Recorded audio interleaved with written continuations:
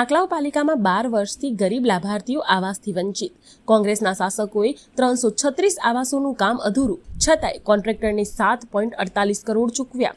આંકલાવ પાલિકામાં શરૂઆતથી જ સત્તા સંભાળનાર કોંગ્રેસના શાસનકાળમાં 12 વર્ષ અગાઉ ગરીબોની આવાસ યોજના માટે સરકારે ગ્રાન્ટ ફાળવી હતી.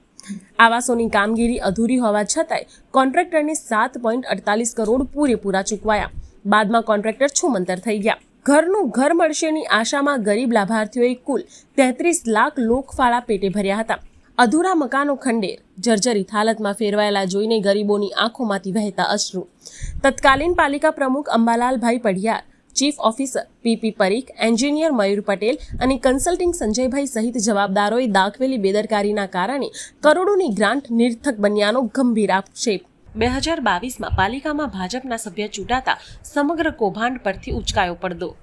2025માં લોકફાળાની રકમ ગુમાવનાર લાભાર્થીઓની લેખિત ફરિયાદો મળતા પાલિકા કમિશનરને રજૂઆત કરાઈ. આવાસથી વંચિત લાભાર્થીઓએ રાજ્ય સ્વાગત કાર્યક્રમમાં રજૂઆત કરી, પણ કોઈ નક્કર નિરાકરણ ના આવ્યાનો રોષ.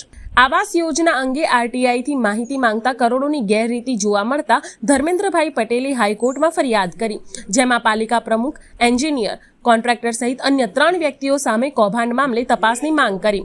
હાઈકોર્ટમાં અત્યાર સુધી 31 મુદત પડી છે. આગામી મુદત જુલાઈ માસમાં.